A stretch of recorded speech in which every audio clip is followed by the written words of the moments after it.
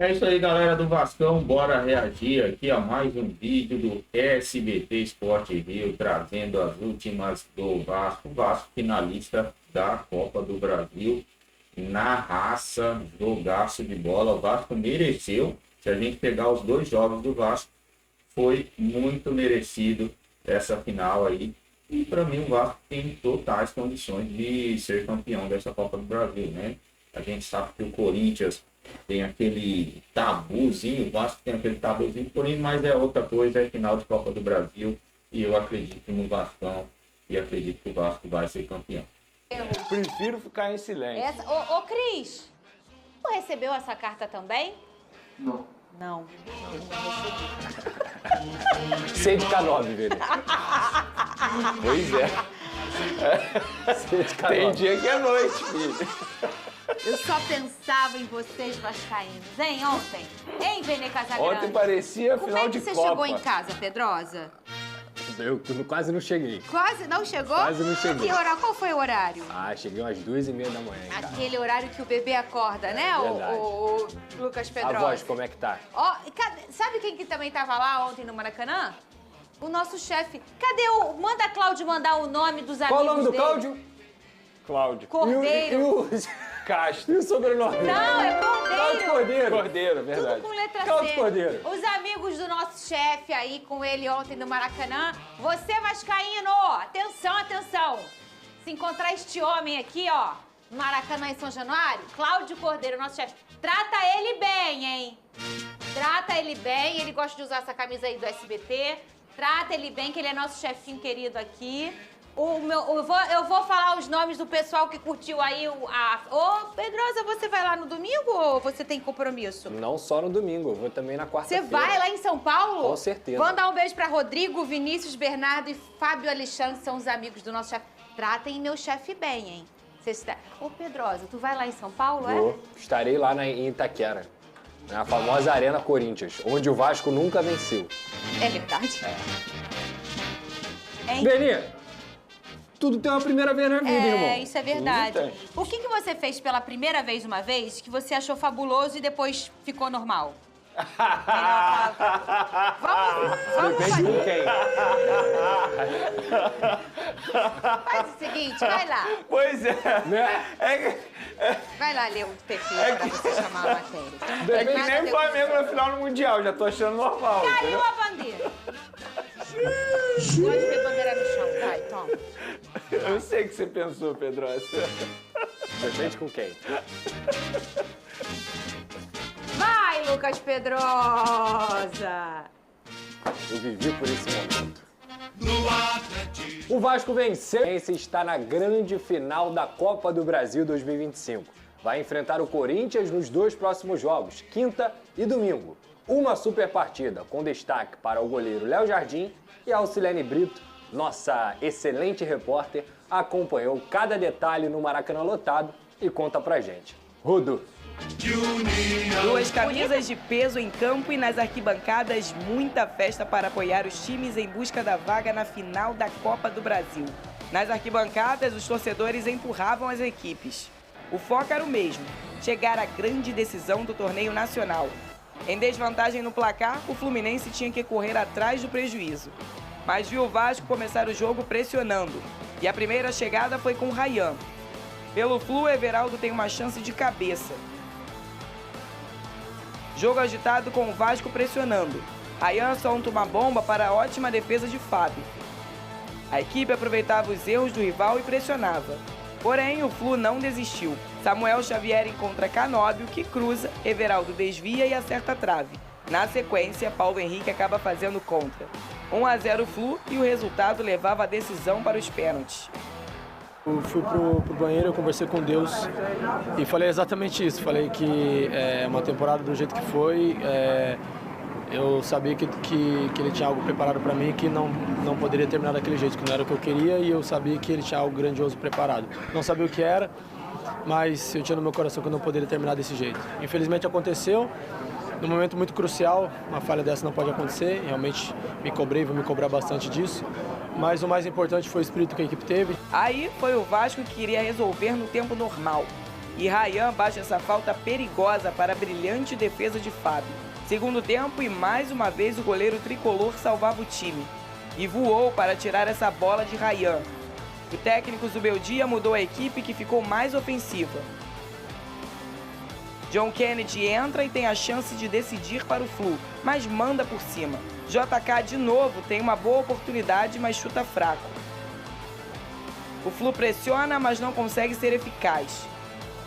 Nada funcionava para o tricolor, que teve a última esperança com John Kennedy, já no fim, e ele manda por cima, que poderia ter sido o gol da vitória do Fluminense. A decisão, então, teve que ir para os pênaltis. E se Fábio foi o grande destaque da partida no tempo normal, mais uma vez Léo Jardim volta a brilhar nos pênaltis. Pelo Vasco, Verratti para em Fábio. E Léo Jardim defende a cobrança de John Kennedy. Os outros jogadores do Vasco, Rayan, Vitor Luiz e Coutinho, acertaram. E do Flu, Ganso e René marcaram. E na última cobrança, o goleiro do Vasco defende a bola de Canóbio. E ficou para Pumita estufar e carimbar a classificação Cruz Maltina.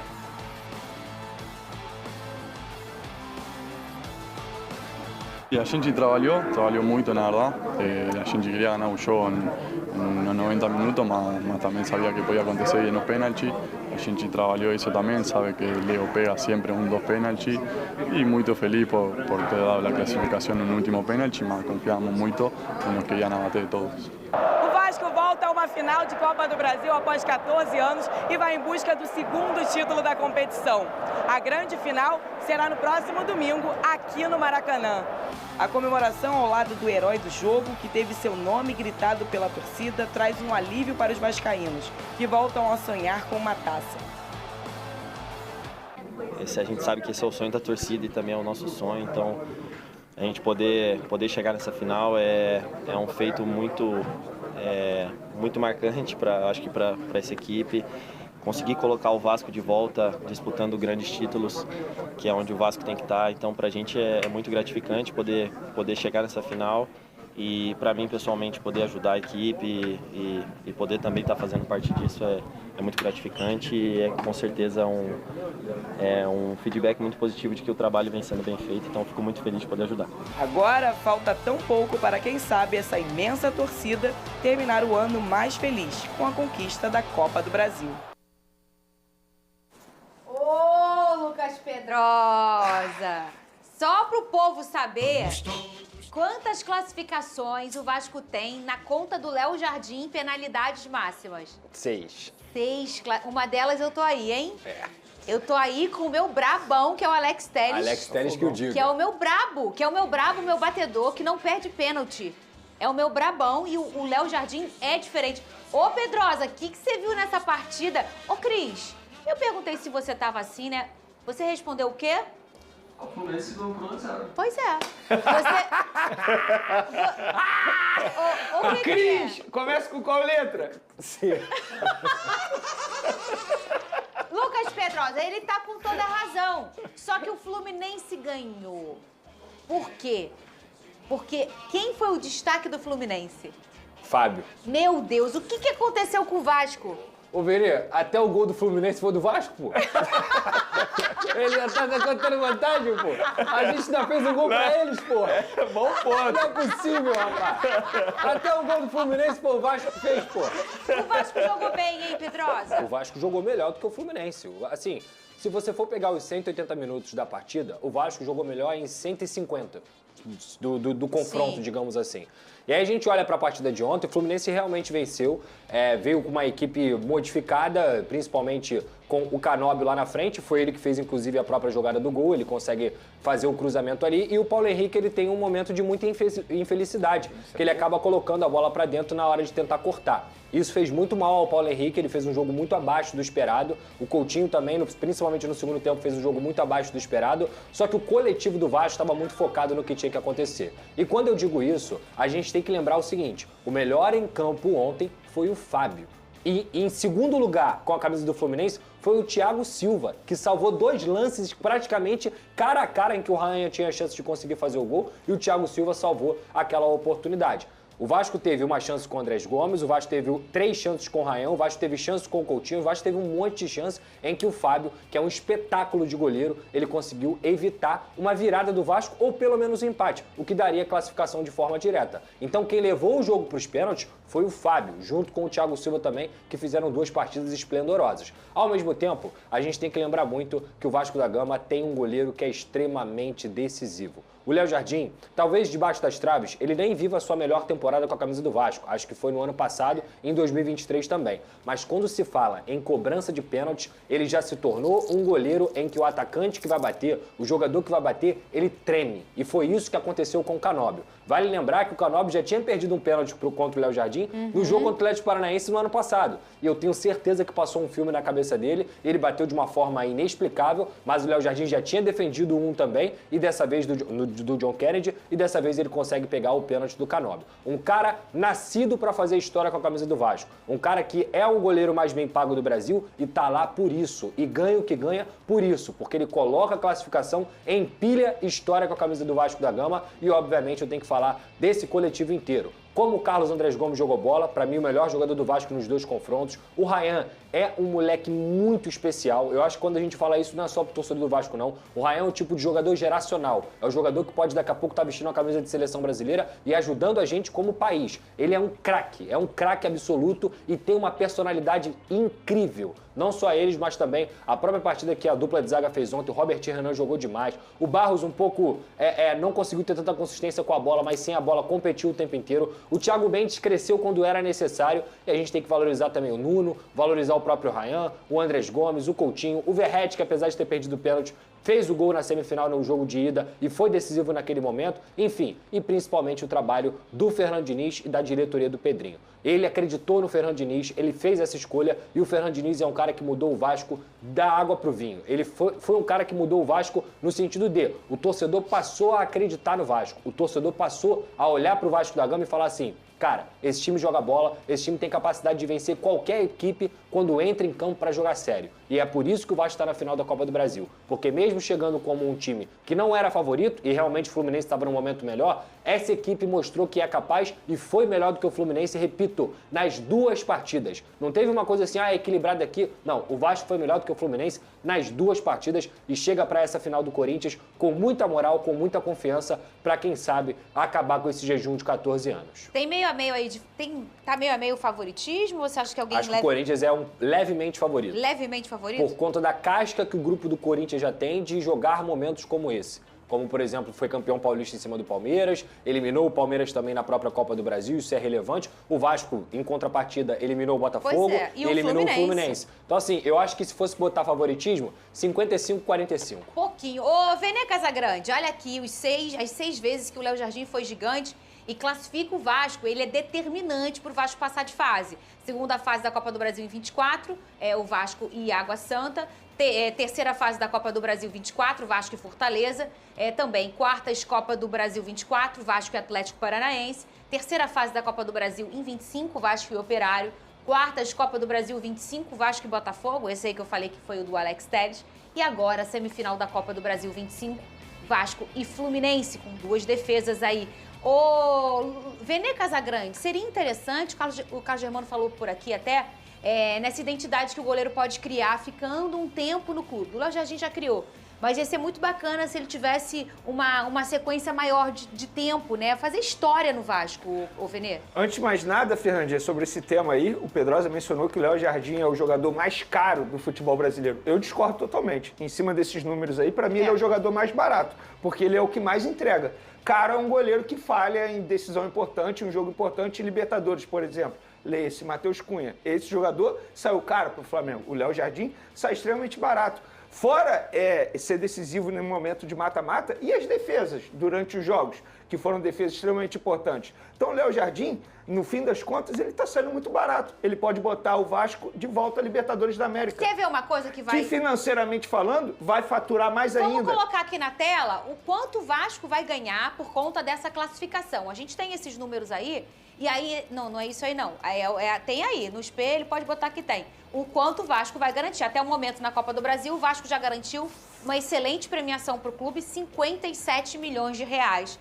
E se vencer o Corinthians e for campeão da Copa do Brasil, o Vasco vai receber, no total, mais de 101 milhões pela competição. Vene Casagrande, isso embasa totalmente o que você está falando. Pois é, fora as outras premiações, nos outros mata-matas que a gente já pôde ver, acompanhar, que o Léo Jardim foi extremamente decisivo. Então, assim, ele não é um jogador caro, muito pelo contrário, ele é um jogador barato, o custo-benefício dele é maravilhoso para o Vasco da Gama. E sobre o que o Carlos Germano falou aqui na última semana, eu sou um cara que, se eu fosse jogador de futebol, eu ia buscar fazer isso. O que o Rogério Ceni fez com o São Paulo, o que o Marcos fez com a camisa do Palmeiras, o que os jogadores fazem, criando essa identificação com o clube e ficando durante anos. Agora, depende muito do que o Léo Jardim tem de desejo para a carreira dele. O que a família tem de desejo. Quantos anos ele tá? Ele é um jogador, 30. Ele é um jogador 30. que já estava na Europa. Então, assim, de repente ele já realizou o sonho de jogar no futebol europeu. E agora, se o Vasco da Gama der a possibilidade para ele de conquistar títulos, que é importante também para um jogador,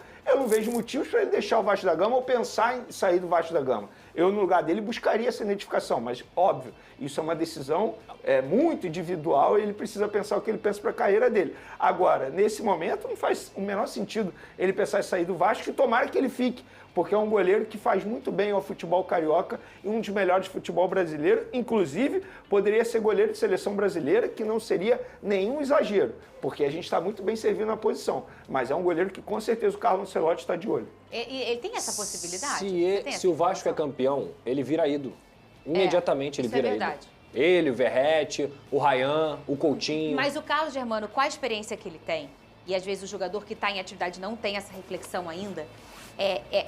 Qual tipo de história você faz? Virar ídolo por você ter ganhado um título? Isso é da natureza do jogador, Sim. né? Agora, virar ídolo por uma identificação extrema, por uma longevidade, isso é muito raro, Pedrosa. Ele vira ídolo justamente por isso, Fernanda. Não é porque ele vai ganhar... Por exemplo, são 11 jogadores. Ali os titulares mais os reservas. Sei lá, vamos botar aí 23 jogadores. Todos eles vão ser campeões, caso aconteça o título. Mas nem todos vão ser ídolo. Claro que não. O Léo Jardim vai virar ídolo porque ele tá no Vasco desde 2023, quando o Vasco brigava para não cair. Quando o Vasco tinha uma dificuldade imensa e ele salvou o Vasco diversas vezes. Isso é um título, inclusive. Isso para mim, isso é um título. Claro. É uma trajetória de um ídolo. É a conquista de uma trajetória de um ídolo. O Verratti é a mesma coisa. O Coutinho, por ser cria, por ter voltado, por ter escolhido o Vasco, é outra história, mas também vira ídolo. E o Ryan, por ser uma joia bruta, que é o melhor jogador da temporada. Então, assim, é muita coisa envolvida de histórias diferentes que te fazem virar ídolo. O Léo Jardim, se o Vasco for campeão da Copa do Brasil, ele vira ídolo. E olha, depois do jogo, o Fernando Diniz, já foi muito elogiado aqui pelo Pedrosa, falou sobre a expectativa para os 2 jogos da final contra o Corinthians e também sobre o desempenho do Léo Jardim. Já falamos tanto dele por aqui e o Diniz também falou. Rodou. Tem tudo para ser uma grande final. O Corinthians tem uma grande equipe, uma torcida também que apoia bastante. E eles... É isso aí, galera do Vascão. Cara, a decisão é na casa do Vasco, né? Eu não sei se o jogo vai ser em São Januário, se o jogo vai ser no Maracanã. Quer dizer, quando que vai ser o primeiro jogo? Quarta? Quarta já, né? Quarta tem Corinthians e Vasco pela Copa do Brasil. Vamos dar uma olhadinha aqui no que o Corinthians tem de vitória nos últimos jogos. Cara, tá bem feinho, né? Bem feinho mesmo. O Corinthians perdeu ontem pro Cruzeiro em Itaquera, tá, gente? O Corinthians não é esse poderoso todo dos anos anteriores, né, em Itaquera, não. O Corinthians já foi na Neoquímica Arena o time mais difícil de ser batido na Neoquímica Arena, né? Já foi. Acho que não é há mais de 4 anos, né? O Corinthians tem muitas derrotas jogando em casa. E, inclusive, perdeu para o Ceará esse ano em casa pelo Campeonato Brasileiro. Vamos ver aqui, perdeu para o Flamengo, jogando em casa. Perdeu para o Bahia, jogando em casa. Não tenho mais histórico aqui não, mas não é esse time imbatível, tão imbatível assim.